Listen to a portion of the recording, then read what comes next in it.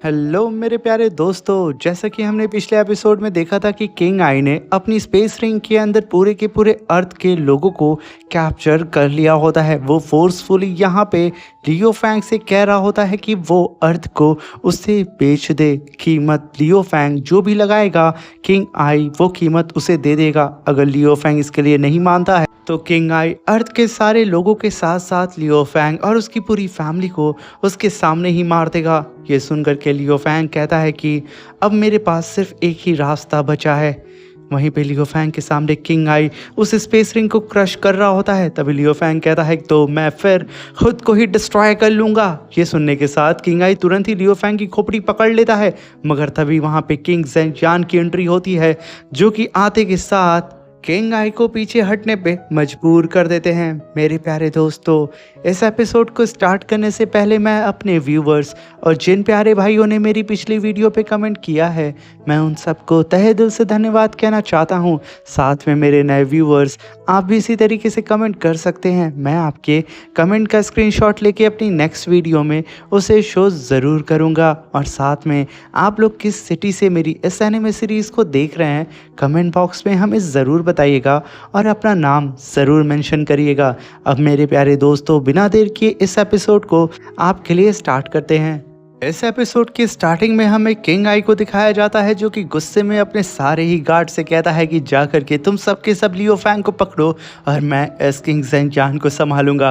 तभी उसके सारे गार्ड काफ़ी तेज़ी से उड़ते हुए लियो फैंग को कैप्चर करने के लिए जाते हैं, मगर उन सब के सामने ढाल बन के लियो फैंग ही खड़े थे। किंग ज़ेन सिर्फ वो अपने पैर को उठा करके ज़मीन पर पटकते हैं, जिसकी वजह से इतना खतरनाक टोर्नेडो प्रेशर निकलता है, जिसकी वजह से वो सारे गार्ड पीछे छटक के चले जाते हैं। वहीं पे किंग ज़ेन तुरंत ही अपनी स्पेस रिंग के अंदर लियो फैंग और डायलन को रखना चाह रहे होते हैं, मगर तभी उन गार्ड्स का लीडर अपनी पावर से किंग ज़ेन को ऐसा करने नहीं देता है। वो तुरंत ही वहां पे लियो फैंग और डायलन को किंग ज़ेन की स्पेस रिंग में जाने से रोक लेता है। ये देख करके किंग ज़ेन तुरंत ही डायलन से कहते हैं कि डायलन, मैं यहाँ पे किंग आई को बिजी रख रहा हूँ और साथ में उसके गार्ड्स को भी।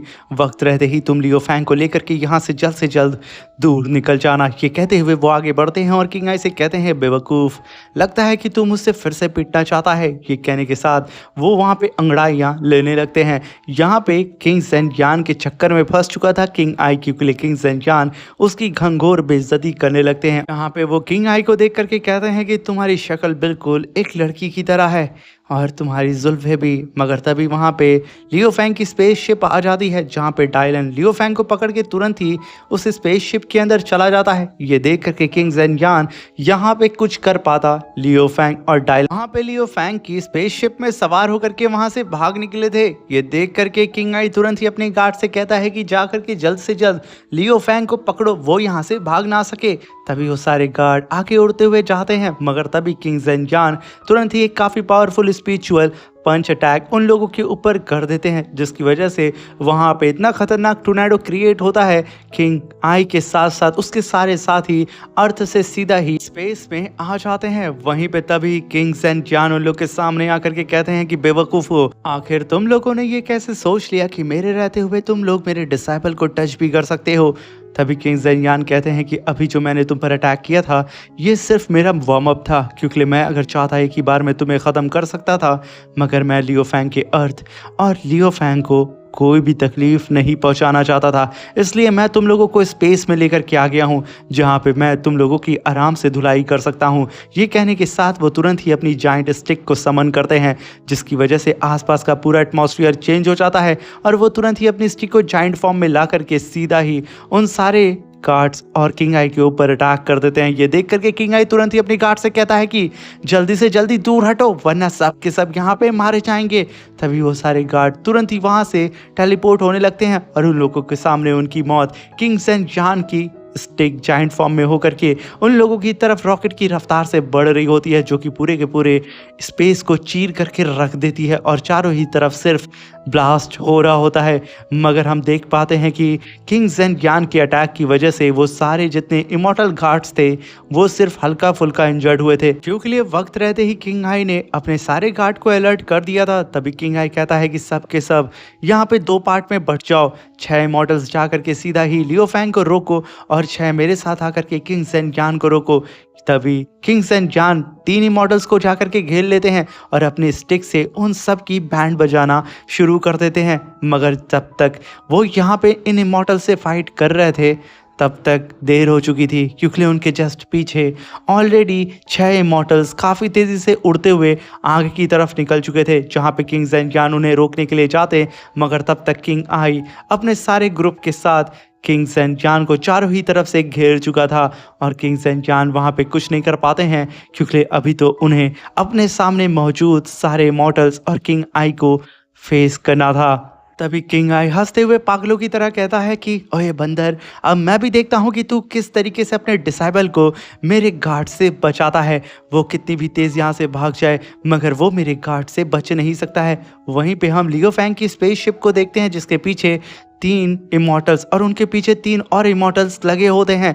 तभी लियो फैंग को अलर्ट का सिग्नल मिल जाता है और तभी वो 3 गार्ड जो कि आगे की तरफ थे, वो आगे आकर के लियो फैंग की स्पेसशिप को अपनी स्पिरिचुअल एनर्जी से कैप्चर कर लेते हैं, जिसकी वजह से लियो फैंग की जो स्पेसशिप थी वो बहुत ही तेज़ी से वाइब्रेट करने लगती है और एक ही जगह पे स्थिर हो जाती है। और तभी वो तीनों गार्ड अपने पीछे आ रहे तीनों गार्ड से कहते हैं कि जल्दी से जा करके स्टार एरे को बनाओ और इस स्पेसशिप को यहीं पे सील कर दो। वो 6 के 6 ऐसा ही करते हैं। तभी हम देखते हैं कि लियो फैंग की स्पेसशिप एक स्टार एरे के बीच में फंस चुकी थी, जहां पे टाइम पूरी ही तरीके से स्टॉप हो चुका था और उसकी स्पेसशिप वहां पे हिल नहीं पाती। वहीं पे वो सारे ही इमॉर्टल लगातार लियो फैंग की स्पेसशिप को तोड़ने की कोशिश कर रहे होते हैं अपनी पूरी ही पावर का इस्तेमाल करके। मगर वो लोग यहाँ पे अपनी कितनी भी स्ट्रेंथ का इस्तेमाल क्यों ना कर लेते, वो लोग लियो फैंग की शिप को तोड़ भी नहीं पाते हैं और ना ही खरोच दे पाते हैं। तभी उन इमॉर्टल्स का लीडर कहता है कि ये शिप रेड मिक्स्ड कॉपर मॉडर मेटल से बनी हुई है, जिसे तोड़ पाना बहुत ही ज़्यादा मुश्किल है, क्योंकि इसका डिफेंस बहुत ही ज़्यादा स्ट्रांग है। इसलिए हम सबको यहाँ पे अपनी सोल पावर को इकट्ठा करके लियो फैंग के ऊपर सोल अटैक करना होगा। तभी वो 6 के 6 इमॉर्टल्स अपनी सोल पावर को इकट्ठा करते हैं और सीधा ही अपनी सोल एनर्जी से लियो फैंग के ऊपर अटैक कर देते हैं, जहाँ पे उनकी बॉडी के अंदर से उनकी सोल बाहर आ रही होती है। ऐसा हमें देखने से फील हो रहा होता है, जो कि लियो फैंग की स्पेसशिप के अंदर घुस करके उसके ऊपर अटैक करने जाती है। मगर वहाँ पे ऑलरेडी लियो फैंग को बचाने के लिए डायलन था, जो कि अपने चारों ही तरफ सोल बैरियर को बना करके लियो फैंग को प्रोटेक्ट करने लगता है।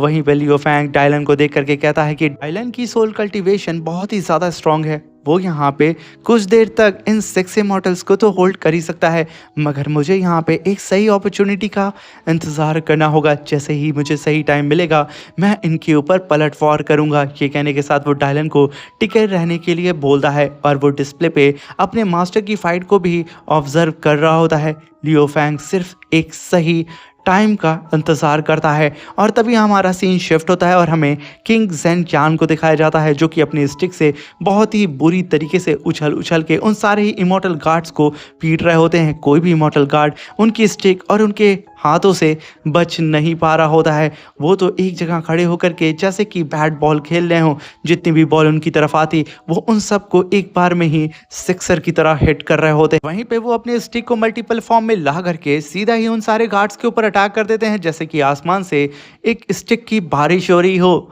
तभी हम देखते हैं किंग ज़ेनचान यहाँ पे जो इन सारे गार्ड से फाइट करने में मशरूफ थे, मगर अफसोस की बात ये होती है कि किंग आई पीछे से इसी वक्त का तो इंतज़ार कर रहा होता है, जहाँ पे किंग ज़ेनचान अपनी स्टिक को जाइंट फॉर्म में ला करके उन गार्ड्स के ऊपर अटैक करते। वो गार्ड अपने चारों ही तरफ स्पिरिचुअल शील्ड बना करके किंग ज़ेनचान के अटैक को होल्ड करने की कोशिश करते हैं, मगर किंग ज़ेनचान का ये अटैक इतना ख़तरनाक होता है कि एक ही बार में उनकी शील्ड वहाँ पर चकनाचूर हो जाती है और एक काफ़ी ख़तरनाक हमें स्पिरिचुअल ब्लास्ट स्पेस में देखने को मिलता है। किंग ज़ेनचान फिर से उन सारे ही गार्ड्स की धुलाई करने लगते हैं और जब किंग आई ये देखता है कि किंग ज़ेनचान बिजी है, वो तुरंत ही किंग ज़ेनचान के पीछे अपीयर होता है और अपनी फायर चेन से किंग ज़ेनचान को चारों ही तरफ से कैप्चर करते हुए कहता है कि किंग ज़ेनचान, तुमने क्या सोचा था कि तुम यहाँ पे मुझे हरा सकते हो? तुम्हारी सबसे बड़ी कमज़ोरी यही है कि तुम फाइट में हमेशा एक ही जगह ध्यान रखते हो, तुम कभी भी पीछे देखते ही नहीं हो कि कौन कब पीछे से अटैक करेगा।